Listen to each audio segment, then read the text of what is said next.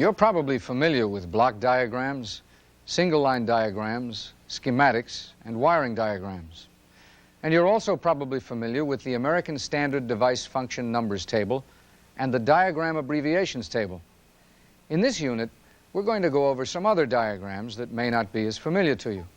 You may not need to use these types of diagrams as often as schematics or wiring diagrams, for example, but when you need these new types of diagrams, you'll find that there's no substitute for them. This unit will cover connection diagrams, interconnection diagrams, raceway diagrams, and logic diagrams. We'll also talk about the equipment location index and logic symbols. We'll show you the general approach used in reading all of the diagrams shown in this unit. In this segment, we'll talk about connection and interconnection diagrams. The other types of diagrams we've mentioned will be defined later on in the unit.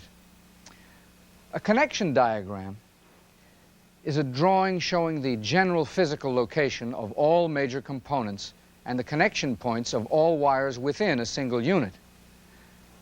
An interconnection diagram is a drawing showing the wire connection points between different units that are electrically connected together. First, let's talk about connection diagrams. Connection diagrams are a tool that the manufacturer usually uses. However, if connection diagrams are used properly, they can be of value to you as a maintenance person in your work. This is a fairly typical connection diagram. At first glance, it may be confusing, but we're going to go over it and see if we can simplify it. The first thing we want to point out is the way it's drawn. The engineer or designer will specify the direction they were looking at the unit when the diagram was drawn. That's an important point. If you're not looking at the unit in the same direction that the designer was when the diagram was drawn, then everything you'll see on the diagram will be facing the wrong way. So always check the diagram to see what view it gives you. This one indicates that this drawing is a back view. The designer was looking at it from the back. Another important aspect of a connection diagram is the component identification. Components are usually identified by letters, and they're usually listed alphabetically, from left to right, top to bottom, starting with A and then continuing through the rest of the alphabet. If a unit has more components than the letters in the alphabet, then the designer will use two letters such as AA, AB, and so on. Let's identify the components in this diagram. This component is designated A. It looks like we've already violated the left to right, top to bottom layout, haven't we? But remember, we said that rule is usually followed. But on this connection diagram, the manufacturer, for some reason, decided not to follow the general rule. Here we see the letters TB. These letters can be found on the diagram abbreviations table. It uses abbreviations or initials to identify the component. TB identifies a terminal board. A terminal board is a device containing screws or studs, and it provides points for connecting wires. The studs are usually identified by numbers, and they're usually numbered from left to right, top to bottom. Okay, let's identify the remaining components on this connection diagram. Now, let's find component B. All right, there is no component B. Evidently, the manufacturer decided to save the letter B for use at some future time. The manufacturer may decide to add another component at a later date, and the letter B can be used to identify a new component. The remainder of the components do follow the listing alphabetically, and they are also listed from left to right, top to bottom. Component C is identified by the standard diagram abbreviation AM. AM represents an ammeter. Components D, E, and F are assigned device function number 51. Number 51 identifies an AC time overcurrent relay. Component D's device function number is followed by the letter N, meaning it's connected to a neutral. Up here we have two fuses identified by the letters UA. U identifies a fuse that is not a part of a component. The A identifies the particular fuse. Okay, let's look at terminal board A. The first thing we'll look at is the terminal board numbering system. It's numbered from top to bottom. These two small circles indicate a screw or stud connection point. Both of these are designated as terminal or connection point number 1 on terminal board A. All other screw or stud connections will be numbered consecutively from top to bottom. Now, let's look to the left of terminal board A. Here we have a whole series of letter number combinations. These letter number combinations indicate the wires that are connected to terminal board A. They're usually lined up with the stud so that you'll be able to identify what stud they're connected to. These letter number combinations will be the markings on the wires that are connected to terminal board A. This letter number combination identifies the component and the stud number on the component that the other end of the wire is connected to. In other words, the markings on the wires at terminal board A identifies the component that the wires come from. As an example, let's say this wire marked UA2 is disconnected from this terminal board, and you don't know which stud it's supposed to be connected to. Using a connection diagram, you can locate component UA, which is a fuse, and can locate stud number 2. And by looking at the markings on the wire connected to stud 2, the markings indicate that the other end of the wire is connected to component A, stud number 6. Now we know where this wire is supposed to go. We can connect it to stud number 6. That was just one example of how helpful a connection diagram can be. You probably won't use connection diagrams much in your day-to-day work, but when you do need a connection diagram, no other diagram can replace it. Now, let's take a look at an interconnection diagram. This is an interconnection diagram. Interconnection diagrams are, in general, the same as connection diagrams. However, interconnection diagrams deal with wires or connections between separate units. Components are identified in the same way as connection diagram components.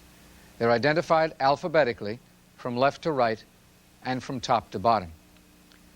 The wires connected to a component are identified by the letter identifier for the component and the stud number on the component that the other end of the wire is connected to. In addition, interconnection diagrams also assign a prefix number to identify the unit number that the wire comes from. Let's look at the interconnection diagram again. This unit is identified by the number 8. All wires leaving this unit will carry the prefix number 8, indicating that the wire originated in unit number 8. Let's say we're looking in this unit and we find a wire with the marking 7X3. The prefix number means that the wire came from unit number 7. The X means that the other end of this wire is connected to component X. The 3 means that it's connected to stud number 3. Okay, if you understand how to use connection diagrams, then interconnection diagrams are relatively easy. You use the same identification system with a prefix number added to identify the unit. All right. We just gave you an explanation of 2 additional diagrams that you as maintenance electricians can use. Before we go on to some other diagrams, look over the material in your text and answer the questions you'll find there. If you have any additional questions concerning any of the material covered so far, get them answered by your instructor before we go on.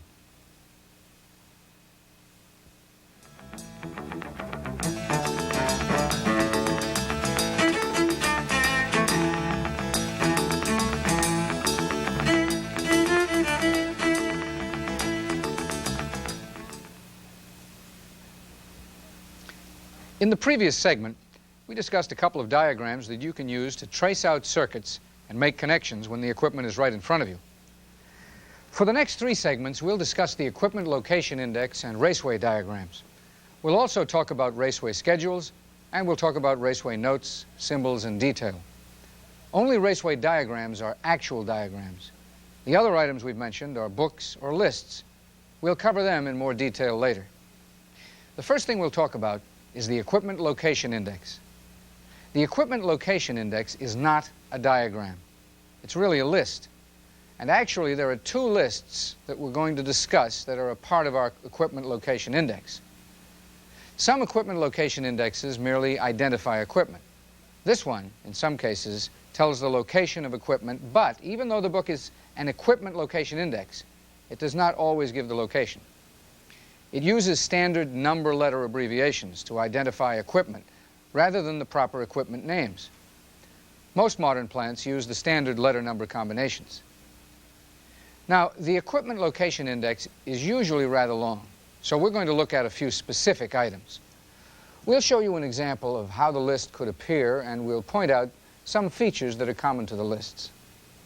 This particular plant's equipment location index is made up for equipment that is part of two generating systems. In this illustration labeled 2L1, the first number designates the system.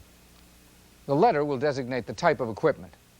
The last number is a local identifier. The meaning of 2L1 is 2 for System 2, L for lighting equipment, and number 1 identifies a particular piece of equipment or component. Your plant's numbering system may not be like this, so you have to know how your plant is set up in order to use your location index. Now that we've explained what each number letter means, let's look at the example again. This example tells us that 2L1 is a lighting panel located at column C2, elevation 8 feet. We'll cover elevation and column numbers in depth later in this unit. But for now, let's talk about the equipment location index a little more. Earlier we said we would go into more detail about the meaning of the letter. Many equipment location indexes are locally prepared and fit local situations, but the letters used are pretty standard. The letter J usually means a junction or terminal box. Another example is the letter X. X usually identifies a transformer. Now that you've seen how this equipment location index is designed, let's talk about when it's used. Let's take a look at a typical Raceway diagram in the plant. We're going to locate a symbol on the diagram and identify it using the equipment location index. We're going to look at this diagram in more detail later on in the segment. Right now, we want you to look right here. As you can see, we have a symbol that is identified as 2X103. Since we've talked about the equipment location index, you can probably identify it from memory. But suppose you couldn't remember, or you hadn't been taught.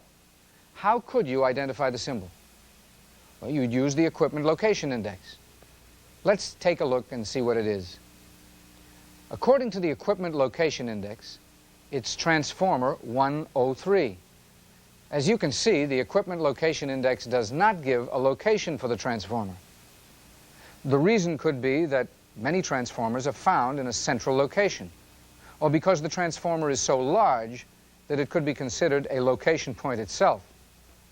Whatever the reason was, this plant did not identify the location of the transformer. All right, that's an explanation of how part of the equipment location index might be set up. As we said in the beginning of this unit, we're going to discuss another part of the equipment location index.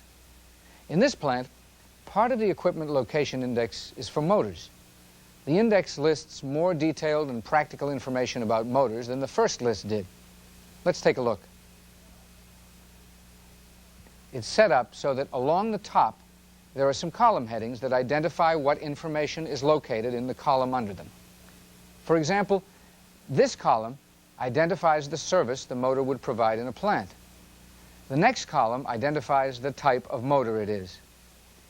The other columns further identify the motor as to the way it's mounted, its horsepower, its speed, and where it's located. Let's take a look at one of the motors listed in the index. We'll use MP12.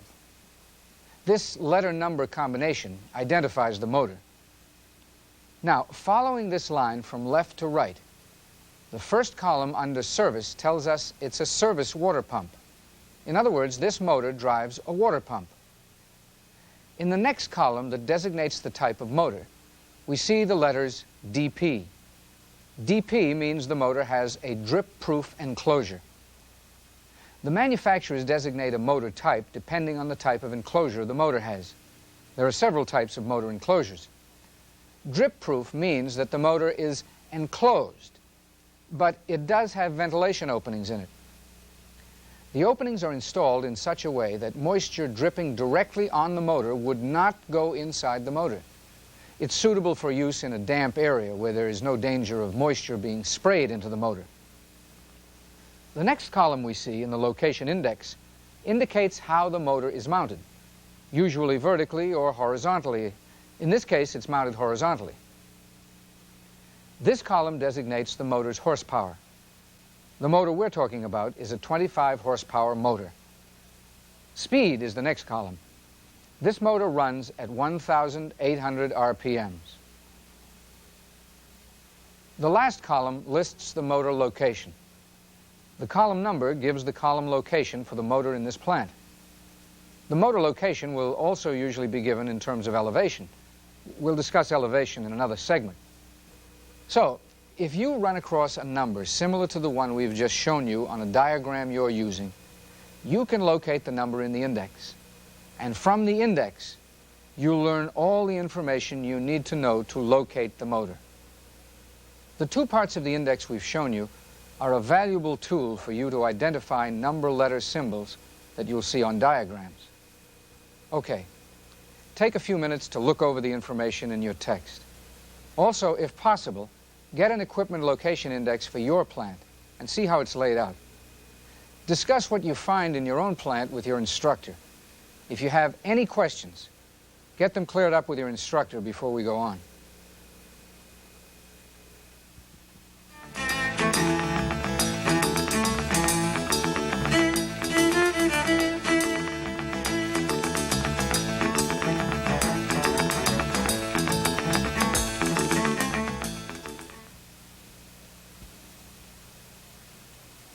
In the next two segments, we're going to talk about raceway diagrams. Raceways are any designed structure that cables and conductors follow in a plant. They can be a pipe-type design, which is frequently called conduit, or they can be racks on a wall or ceiling that conductors are laid in. Raceways can be long metal boxes called ducts, or they can be metal troughs that are frequently called trays. As you just saw, the term raceway can mean many things. Because the term raceway covers such a wide area of meaning, reading raceway diagrams can be difficult. A raceway diagram is a drawing detailing the specific raceway layout in a specific plant or building. In order to read raceway diagrams, you'll have to use a couple of books or lists that will help to guide you as you go through it. One of the books is called Raceway Notes, Symbols, and Detail. The other one is called the Raceway Schedule. The Raceway Notes, Symbols, and Detail book gives you an explanation of special or unusual symbols, and it defines the type of raceway. The notes state any special consideration taken when the raceway was built and installed.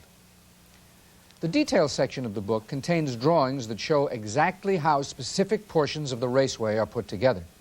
It usually covers areas on the diagram that are too small or crowded on the main diagram to show detailed information.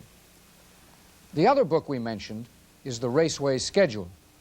It lists the raceway number, where it comes from, and where it goes, as well as what cables are in the raceway. The diagram alone is not really of much use to you, but when used with the books, you can learn almost anything you want to know about your plant's raceway system. Now let's take a look at a raceway diagram. As you can see, there isn't much understandable information on it. However, when we complete this unit, we'll have a better understanding of how to read a raceway diagram. This diagram provides us with some vital information about the plant that is not exactly related to raceway diagrams, but it does contain a concept you must understand. And that concept is how to locate specific points in the physical plant. Now, most large structures or buildings are supported by beams or columns that are strategically located throughout the plant structure. These columns usually run from a foundation in the ground all the way up through the building to support the roof. The columns are usually laid out in a grid pattern. That means that they're spaced a certain distance apart. It resembles a large checkerboard. The columns can be laid out in any direction. However, in most large plants, they're laid out north to south. The plant we're talking about is laid out that way. Regardless of how your plant's columns are laid out, the first thing you must do is orient yourself on the diagram. The diagram we're looking at has an arrow that indicates north. Once you've established a direction on your diagram, then you can start to locate specific points in the plant. Usually, the plant's columns are assigned numbers in one direction, and they're assigned letters in the other direction. This is the standard symbol for a column. And as we said earlier, they're laid out from north to south. That means that the columns are numbered in a north-south direction. As you can see, there are numbers running along this side of the diagram. Here's north. The numbers start at the top of the diagram and become larger as they go toward the bottom. What about the columns that are laid out this way? In many plants, the columns are lettered in an east-west direction. However, this plant is just the opposite. The letters across the top of this diagram run from west to east. This exception to the general rule emphasizes how important it is that you learn how your plant is laid out. Now, armed with this information, let's see if we can locate a specific column in this plant. Let's use a column we talked about in the segment on equipment location indexes. Remember, we located lighting panel 2L1 in the index, and the index told us it was located on column C2. All right, let's locate column number C2. You can start either on the letter line or the number line. It doesn't matter. Let's start on the number line. We'll follow this line down until we find number 2. Keep this point in mind because we're going to use it again shortly. Now let's go to the letter line across the top and find C. Next, let's follow a straight line down the diagram until we're directly in line with the number 2. Here's the symbol for a column. As you can see, the column symbol is not identified on the diagram, but we know this is column number C2 because we followed the grid identification correctly. The columns in most plants are marked so that when you determine what column you're looking for, you can find it.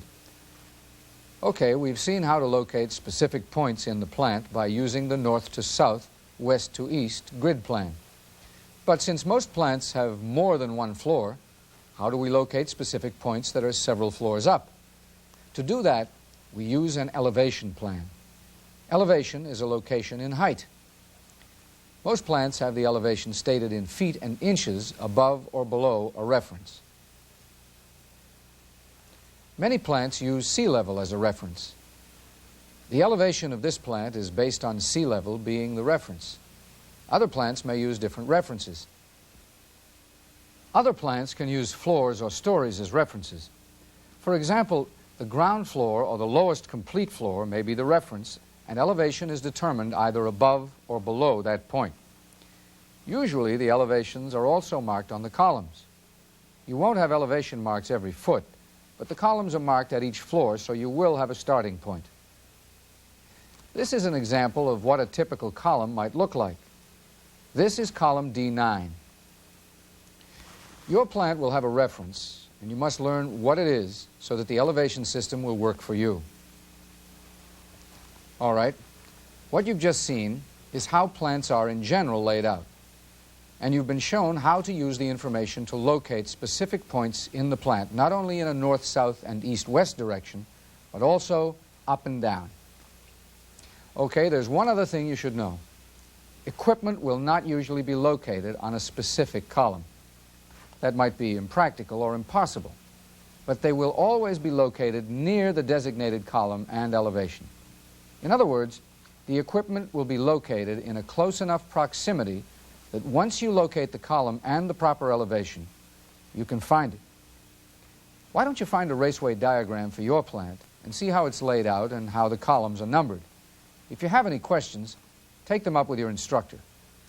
When you and your instructor are ready, we'll go through a Raceway diagram and see if we can use the information on it. We'll also look at the Raceway schedule and the notes, symbols, and detail book.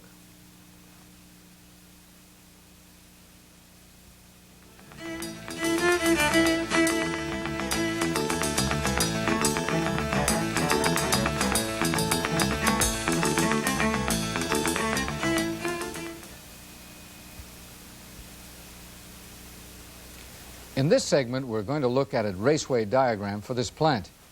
Using the Raceway diagram, the notes, symbols, and detail book, and the Raceway schedule, we'll see what information about this plant we can extract. We may see some unfamiliar symbols. If we do, we'll look them up in the notes, symbols, and detail book to see what they represent. Okay, let's look at a Raceway diagram. As we said in the last segment, it does not give us much information. We'll look at the diagram's title block and see what type of diagram we have. Well, according to the title block, it's a Raceway diagram. It also tells us that it's for generating unit number 2. Here's a small section within the title block that gives us the diagram number. This is diagram number E844. That is an extremely important bit of information, as you'll see in just a few minutes. For now, let's get back to the diagram proper. These are the symbols for a raceway. The symbols have numbers. Let's look up one of the numbers and see what we can learn about it. Let's look up this one, number YF220. The book that we want to use to look up the number is the Raceway schedule. Here's the Raceway schedule. As you can see, there's a lot of numbers in here. Many of them don't mean anything to us right now. However, one of the first things we see is the number E844. Up at the top of the page, we see that that is the drawing number, and that is the diagram we're examining. The book has several pages dealing with the drawing number. By searching through the pages, the specific raceway can be found. The book lists the raceways in alphabetical and numerical order. If we look up at the top of the page and follow it across from left to right, we'll see what each of these pieces of information mean. Here on the left side, we see that this number is the raceway number. This second number, YF216, is where the part of the raceway we're looking at comes from. The next number tells us where our part of the raceway goes to. It's going to piece number YF221. The next part of the schedule tells us its size, that it's a tray-type raceway, and its length. As you can see, it's only a very short piece of raceway. The next bit of information gives the description of the cables in this tray. There are quite a few in this particular tray. The information following that tells us how many cables of each type are in the tray. Cable area is the size of each cable, including insulation. Total cable area is the total of all the cable sizes added together. The last bit of information is the percent fill of the tray. Percent fill means what percentage of the tray's available space is actually filled by the cables, and that's including the cable's insulation. Percent fill is important because the National Electrical Code sets a limit on the amount of fill a raceway can have. The maximum is usually 40%. When the plant that you're working in was first constructed, the builder was responsible to see that the maximum fill of a raceway was not exceeded. However, now that the builder is gone, it's your responsibility to see that when you're installing a new circuit, you do not run wire through a raceway that is at maximum fill. You don't want to overfill a raceway by putting more wires in it than it was designed to hold. Okay, that gives you some idea of what information concerning a specific piece of a raceway you can get from a raceway schedule. Now let's look at the raceway again. Notice these triangle symbols here. Let's check the symbol in the Notes, Symbols, and Detail book and see what they mean. This book tells us that they identify the end of a tray. If we look at the raceway diagram again, we can see that the number YF216 is on the diagram just before YF220. and there is one of those triangles between them. There's another triangle between YF220 and YF221. All right, let's sum up what we've learned about the Raceway diagram. We know what diagram it is. We also know that it's a tray-type raceway. We know how to identify it from its numbers. And we learned by looking in the schedule book where it comes from, where it's going to, what size it is, what cables are in it, how many cables it has, what size they are, and what percent fill it is. We've also learned how to identify where it starts and stops by a symbol, the triangle. Well, that's quite a lot of information, but there's much more.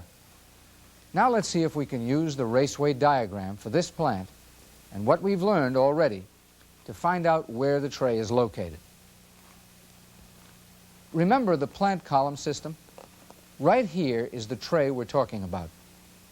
If we look to the right, we'll find the column numbers. Locate the number that lines up closest to this tray. Now let's locate the letter across the top that lines up closest to this tray. This tray is very close to column D9. The next thing we have to find out is the elevation of the tray in the plant. According to the diagram, the elevation for this tray is 23 feet, 10 inches. Armed with the information presented, you should be able to find the tray in this plant. By using the column letter number system and your plant's elevation system, you can locate and identify specific raceways in your plant. So learn your system. You'll find the information valuable. For now, take some time to look over the material in your text. Talk to your instructor about your plant's raceway system. If you have any questions, get them cleared up with your instructor before you go on.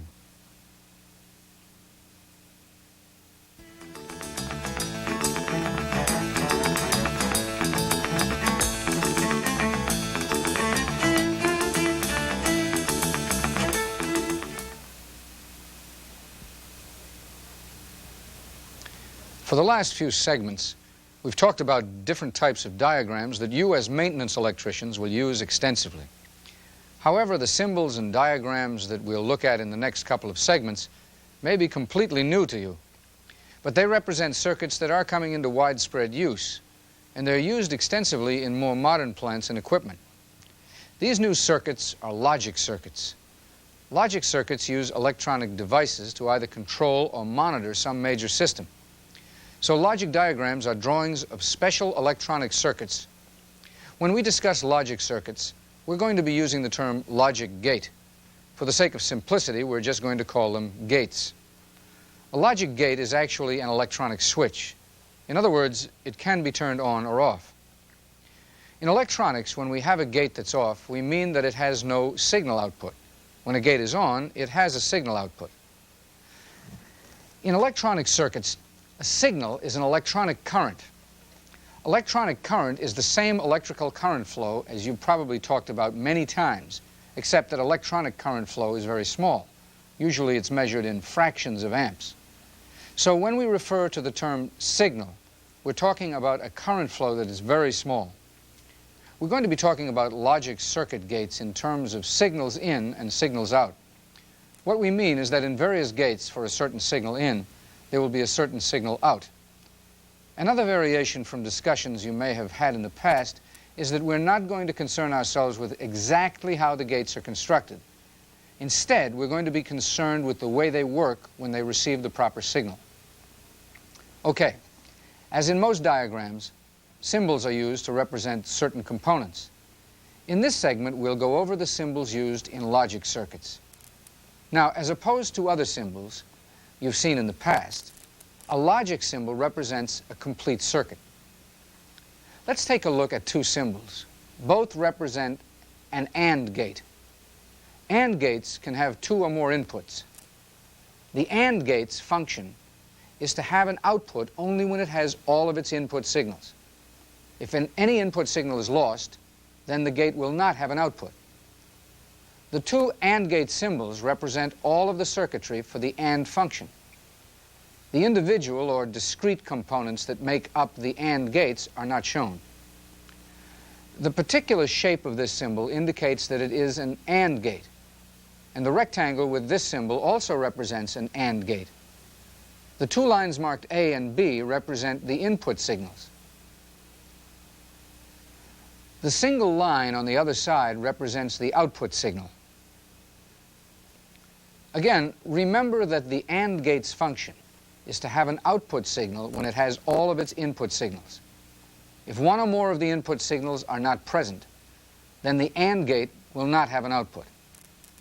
Until you know how the gate works from memory, we're going to use a chart known as a truth table. This is what a typical truth table looks like. Across the top, we have an A and B identifying the input signals and the word out identifying the output signal. In the column directly under the signals, we have a series of zeros and ones. A 1 indicates a signal, and a 0 indicates no signal.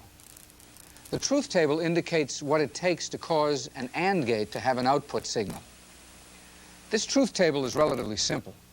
Just follow the column under out until you see a 1.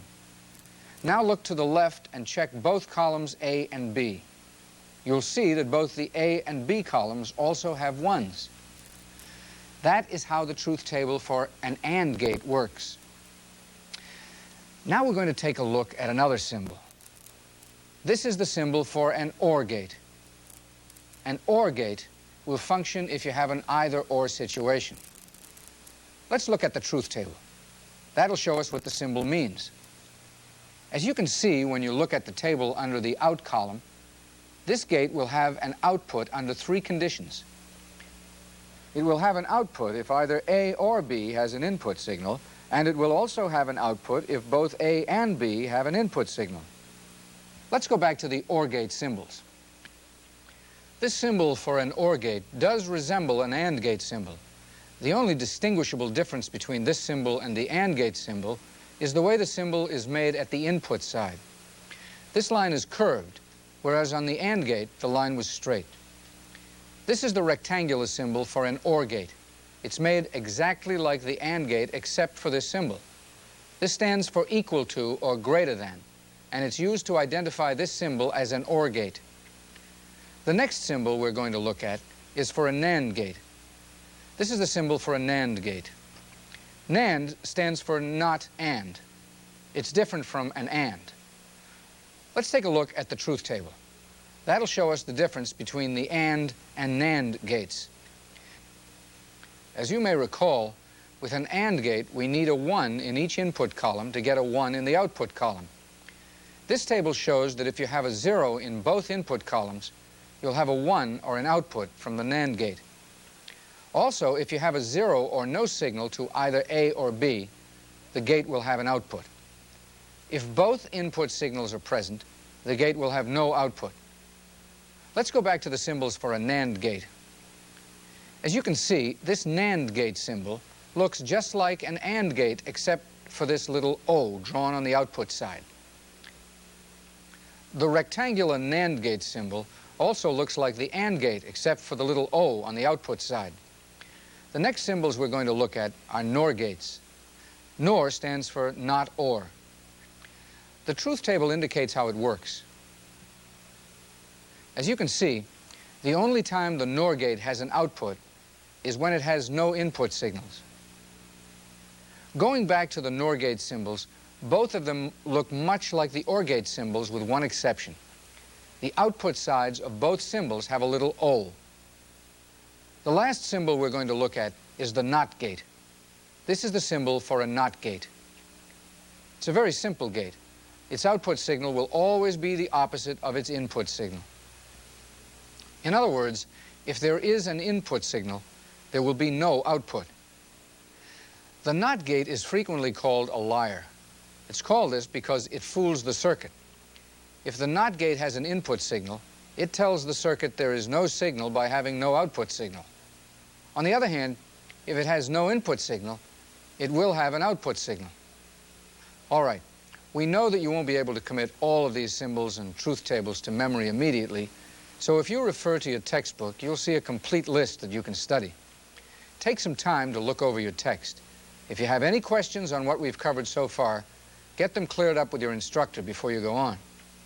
As soon as you and your instructor are ready, we'll look at some of these symbols in a diagram and see how they work together.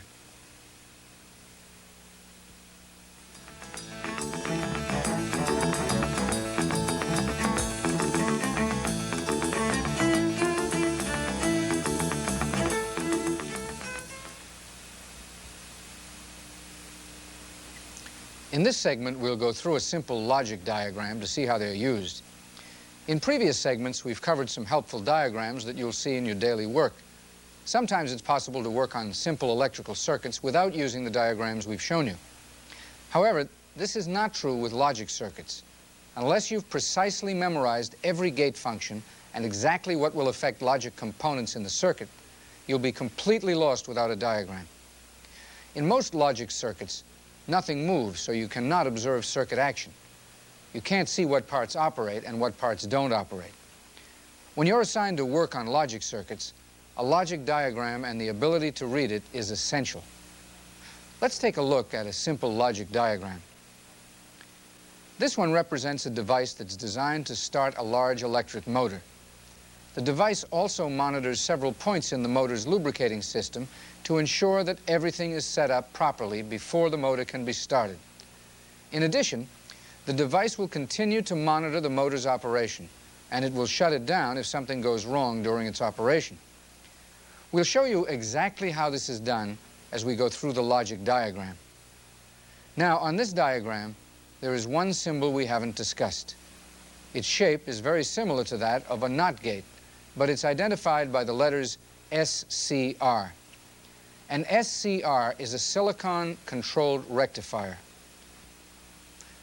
As you probably know, a rectifier is a device that allows current to flow through it in one direction, but it will not allow current to flow in the other direction. A silicon-controlled rectifier allows current to flow through it only when it's turned on, or as we usually say, when it's gated. In this circuit, when the SCR is gated, the motor controller's control circuit will be energized. The controller will operate and start the motor. As we go through the diagram, you'll see how it gets its signal. Now, do you see this number? That identifies this SCR in this diagram. Usually in the logic controller, the SCRs are grouped closely together and they're all numbered. If you want to locate this SCR, you locate the one that is identified by the number 1.